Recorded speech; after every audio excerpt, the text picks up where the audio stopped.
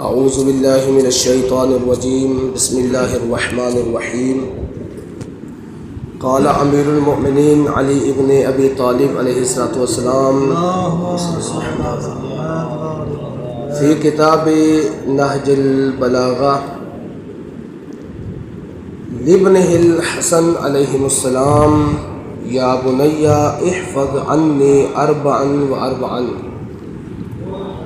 کلمات قصار نہج البلاغہ حکمت نمبر 38.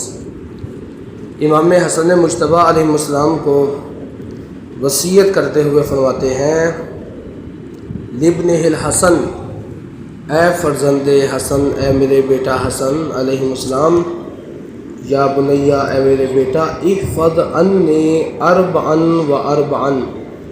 پہلے میں جو مفتی جعفر صاحب کا ترجمہ ہے وہ پڑھتا ہوں، پھر ہم تشریح کی طرف جاتے ہیں. قبلہ مفتی جعفر صاحب نے ترجمہ کیا ہے احفظ عنی اربعا و اربعا، مجھ سے 4 اور پھر 4 باتیں یاد رکھو. لا یضرک ما عملت معہن، ان 4 باتوں کو یاد رکھو گے تو اس کی وجہ سے 4 چیزوں میں 4 چیزیں تجھے ضرر نہیں پہنچائے گی، تجھے نقصان نہیں دے گی. فرمایا ان اغنى الغنى العقل، سب سے بڑی ثروت عقل و دانش ہے. فرمایا واکبر الفقر الحمق، اور سب سے بڑی ناداری حماقت و بے عقلی ہے.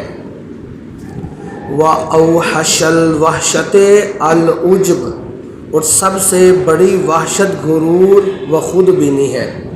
وَأَكْرَمَ الْحَسَبِ حُسْنُ الْخُلْقِ، اور سب سے بڑا جوہر ذاتی حسن اخلاق ہے. آگے فرمایا یا بنیا، اے میرے بیٹا حسن، ایاک ومصادقۃ الاحمق، بے وقوف سے کبھی دوستی نہ کرنا. کیوں؟ فَإِنَّهُ يُرِيدُ أَن يَنفَعَكَ فَيَضُرُّكَ، کیونکہ وہ تمہیں فائدہ پہنچانا چاہے گا تو نقصان پہنچائے گا.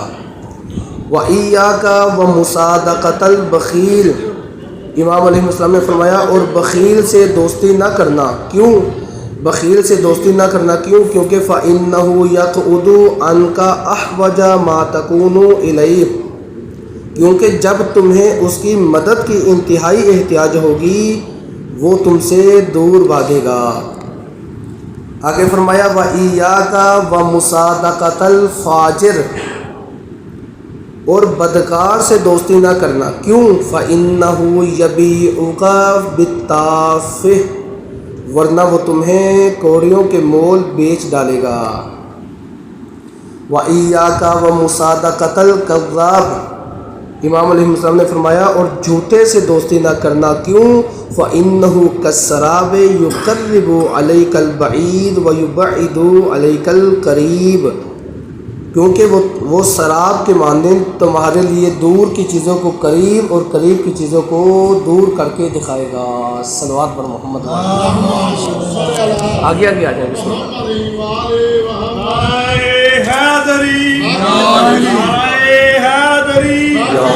رائے پوچھتیے امام زمان علیہ السلام بلند تر صلوات. سب سے پہلے الفاظ کے مطالب کو سمجھنا ہے، پھر ہم آگے جائیں گے جیسے ہمارا طریقہ کار ہے. امام نے فرمایا ان اغنى الغنی العقل، سب سے بڑی دولت عقل ہے، سب سے بڑی ثروت عقل ہے. بات کو سمجھنا ہے. بما هو العقل، عقل کیا ہے؟ سب سے پہلا سوال کہ جس کو مولا کہہ رہے ہیں کہ یہ سب سے بڑی دولت ہے، یہ عقل ہے کیا؟ پہلے ایک ایک لفظ کو سمجھنا ہے. عقل اس طاقت کا نام ہے، عقل اس قوت کا نام ہے. عقل وہ چیز ہے جو تجھے حق اور باطل میں تمیز کرنا سکھاتی ہے. ماشاءاللہ ماشاءاللہ. نعرہ تکبیر، اللہ اکبر، نعرہ رسالت، یا رسول اللہ، نعرہ حیدری، یا حیدری، درود و سلام. عقل وہ قوت ہے، وہ طاقت ہے کہ جو تجھے حسن اور کبیر، اچھے اور برے میں تمیز کرنا سکھلاتی ہے۔ عقل وہ طاقت ہے جو تجھے شر اور خیر میں فرق کرنا سکھاتی ہے، یا بالفاظ دیگر عقل وہ ہے جو تجھے کسی بھی چیز کی حقیقت، حقائق کو درک کرنا سکھاتا ہے۔ یہی عقل ہی تو ہے جس کے ذریعے تو فکر کرتا ہے، تو دلیلیں دیتا ہے، تو سوچتا ہے۔ اللہ نے تجھے اشرف المخلوقات بنایا، تجھے باقی حیوانات پر فضیلت دی، شرف دیا۔ یہی عقل ہی تو ہے جس کی وجہ سے تو باقی حیوانات پر فضیلت رکھتا ہے۔ یہی عقل ہی تو ہے جس کی وجہ سے تو باقی حیوانات سے جدا ہوتا ہے، ممتاز ہوتا ہے، ایکسیپشن ہوتا ہے۔ میں نے پہلے مثال دی، بندر بھی کھاتا ہے، انسان بھی کھاتا ہے، وہ بھی سوتا ہے، یہ بھی سوتا ہے، وہ بھی چلتا پھرتا ہے، یہ بھی چلتا پھرتا ہے۔ پھر کون سی ایسی چیز ہے جو انسان کو اس حیوان سے جدا کرتی ہے؟ اور وہ چیز ہے عقل۔ یہی عقل ہی ہے جس کی وجہ سے اللہ نے تجھے اشرف المخلوقات بنایا ہے۔ پہلے ایک ایک لفظ کو سمجھنا ہے۔ آگے امیر المومنین علیہ السلام نے ایک لفظ استعمال کیا، الحمق۔ سب سے بڑا فقر حمق ہے۔ حمق کیا ہے؟ انسان تین طرح کا ہوتا ہے، یا بار دیگر انسان کی تین حالتیں ہوتی ہیں، یا انسان تین قسموں کا ہوتا ہے۔ ایک دفعہ انسان یا تو عاقل ہوتا ہے، انسان یا تو مجنون ہوتا ہے، انسان یا تو احمق ہوتا ہے۔ عاقل بتا دیا، انسان یا مجنون ہوتا ہے۔ مجنون کسے کہتے ہیں؟ مجنون شریعت اسلامیہ و مقدسہ میں اس شخص کو کہتے ہیں جس کے اندر وہ طاقت نہیں ہے کہ یہ حق اور باطل میں فرق کر سکے۔ اس کو پتہ نہیں ہے کہ حق کیا ہے اور باطل کیا ہے، یہ اچھے اور برے کو سمجھ نہیں سکتا ہے، اس کو شریعت میں مجنون کہا جاتا ہے۔ امیر المومنین علیہ السلام نے عاقل اور احمق کی بات کی، مجنون کی بات نہیں کی۔ کیوں؟ کیونکہ مجنون پر تو کوئی حکم شرعی ہی نہیں ہے۔ مجنون پر نماز واجب نہیں نہ ہے، مجنون پر حج واجب نہیں ہے۔ آپ کوئی بھی بحث پڑھتے ہیں نماز کس پر واجب ہے، اس میں ایک چیز آپ کہتے ہیں عقل، عاقل پر نماز واجب ہے۔ روزہ کس پر واجب ہے؟ عاقل پر واجب ہے۔ واجبات تو اس کے لیے ہے کہ جو کیا ہے، عاقل ہے۔ جو عاقل ہی نہیں اس کے لیے تو کوئی چیز واجب ہی نہیں ہے۔ تو جس کے لیے کوئی ذمہ داری ہی نہیں ہے وہ ہمارا موضوع بحث ہی نہیں ہے۔ اس وجہ سے امیر المومنین علی بن ابی طالب علیہ السلام نے مجنون کے حوالے سے بحث نہیں کی ہے، چونکہ یہ ہمارے موضوع گفتگو سے خارج ہے۔ احمق وہ شخص کہ جو، احمق کسے کہتے ہیں؟ قلت العقل، جس کے پاس عقل ہے تھوڑا ہے، کم ہے، ضعیف ہے، کمزور ہے۔ بات سمجھ رہے ہیں؟ میں پھر آہستہ آہستہ تشریح کی طرف جاتا ہوں بعد میں، پہلے لفظوں کو سمجھ لیں۔ وَأَوْحَشَ الْوَحْشَةِ الْعُجْبُ، سب سے بڑی وحشت غرور اور خود بینی ہے۔ العجب، عجب کہتے ہیں اس اندرونی کیفیت کو کہ جس بندے کے اندر یہ کیفیت آ جاتی ہے، جس بندے کے اندر یہ صفت آ جاتی ہے، وہ اپنے آپ کو باقیوں سے بڑا سمجھتا ہے۔ وہ کسی کو کچھ سمجھتا ہی نہیں ہے، وہ سمجھتا ہے میں نے کہہ دیا تو کہہ دیا، یہی سچ ہے، تیری کیا حیثیت ہے؟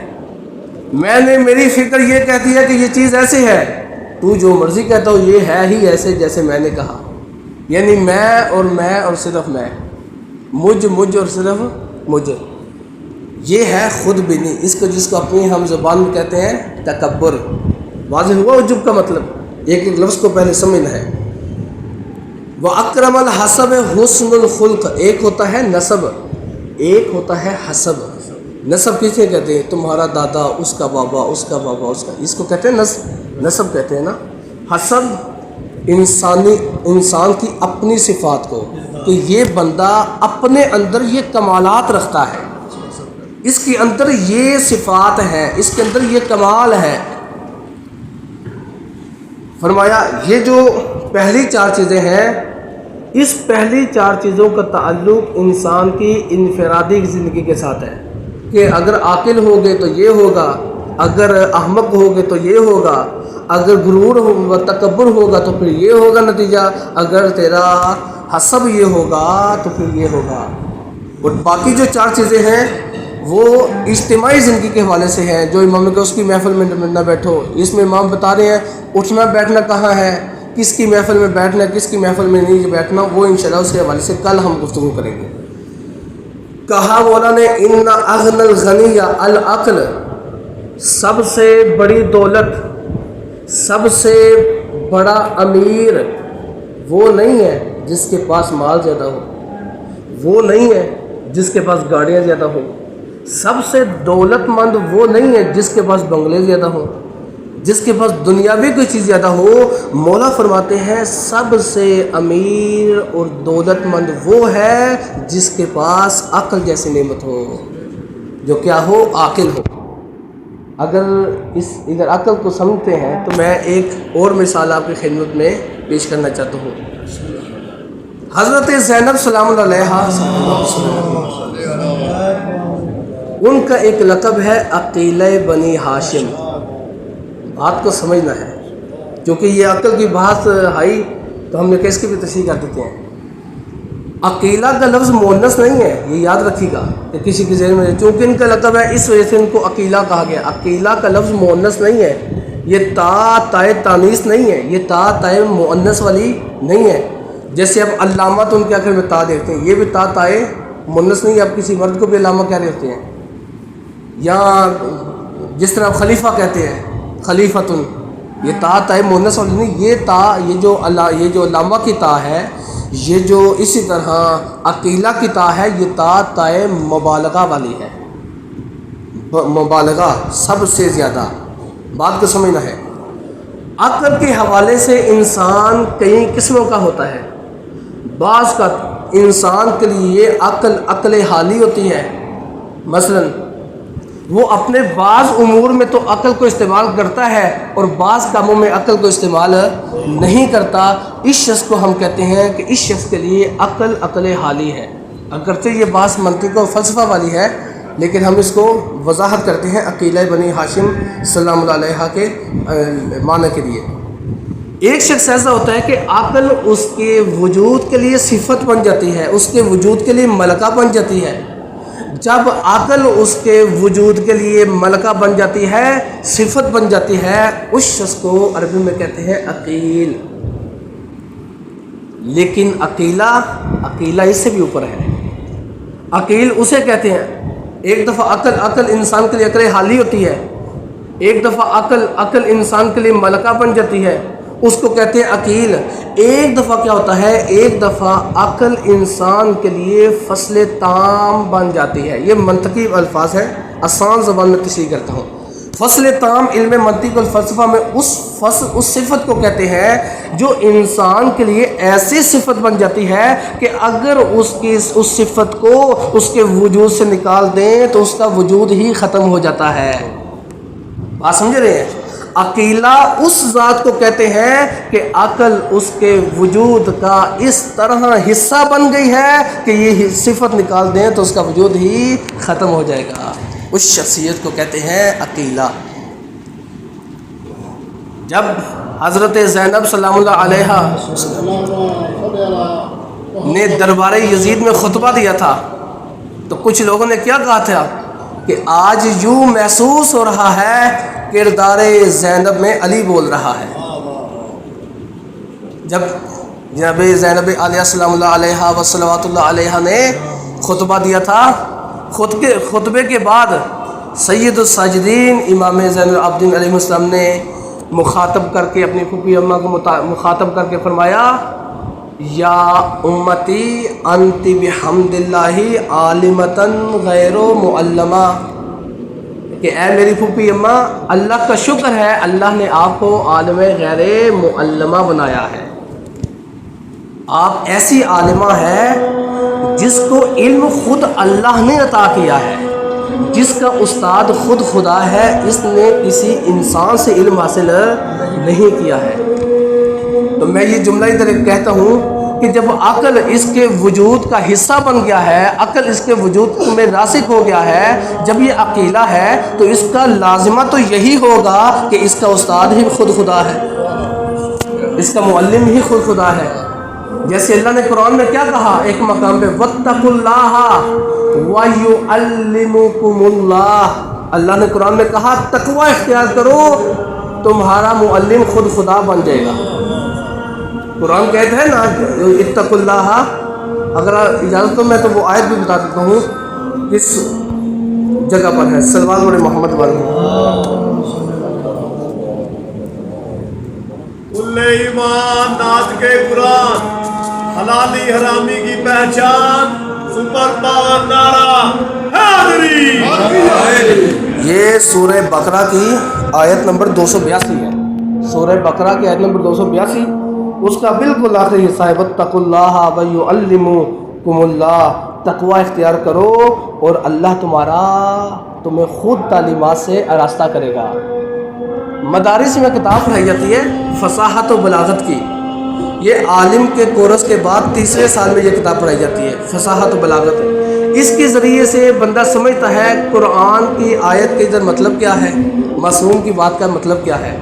یعنی یہ وہ علم ہے جس کی وجہ سے انسان کے اندر یہ ملکہ آ جاتا ہے، یہ قدرت آ جاتی ہے کہ وہ بڑے بڑے کلاموں کو سمجھنے کے لیے اس کے لیے آسانی ہو جاتی ہے. اس کو کہتے ہیں فصاحت و بلاغت کی کتب. یہ عالم کے کورس کے بعد تیسرے سال میں یہ کتاب پڑھائی جاتی ہے. تو عام سا بندہ اسی عالم کو جس نے کتنی محنتیں کی ہوتی ہے یا کے الفاظ سے نوازتا ہے ان کو، یہ دیکھو اس میں یہ بھی ہے. بہرحال تو عالمہ غیر معلمہ یہ وہ خاتون ہے کہ یہ وہ شہزادی ہے کہ 11 محرم کی شب کو ایک طرف کسی کا لاشا پڑا ہے، ایک طرف کسی کا لاشا پڑا ہے، ان لاشوں کے درمیان نماز تہجد پڑھ رہی ہے. اور امام سجاد علیہ السلام فرماتے ہیں میں نے کربلا کے بعد بھی عاشورہ کے بعد بھی ایک دن نہیں دیکھا کہ میری پھوپھی اماں نے نماز شب قضا کی ہو. ہم تو واجب کو بھی چھوڑ دیتے ہیں، انہوں نے تو مستحب کو بھی ترک نہیں کیا. لہذا عزادار سب سے بڑی عزادار تو یہی ہے نا. انہوں نے ہمیں بتایا کہ عزاداری کیا ہے، انہوں نے ہمیں بتایا کہ کربلا کیا ہے. ایک مجتہد ان کا نام میرے ذہن سے نکل گیا، انہوں نے بڑا خوبصورت جملہ کہا. کہتے ہیں اگر زینب عالیہ نہ ہوتی ہمیں پتہ ہی نہ تھا کہ کربلا کیا ہے. اگر ہمیں کربلا کا پتہ چلا ہے، اگر ہمیں حسینیت کا پتہ چلا ہے تو اس کی وجہ حضرت زینب عالیہ ہے. بڑا خوبصورت جملہ انہوں نے کہا. تو لہٰذا یاد رہے عزاداری اگر ایک بندہ 2-3 دفعہ عزاداری کی ذمہ داری سنبھالے تو وہ سمجھتا ہے میں تو بڑا کام کر رہا ہوں، میں تو یہ کر رہا ہوں، میں تو وہ کر رہا ہوں. یاد رکھنا عزاداری تیری وجہ سے زندہ نہیں ہے، یہ ذہن سے نکال دو. تیری وجہ سے عزاداری زندہ نہیں ہے، تو عزاداری کی وجہ سے زندہ ہے. ہم اگر آج پہچانے جاتے ہیں اس کی وجہ عزاداری ہے. اگر قلعہ بنی ہاشم بی بی زینب سلام اللہ علیہا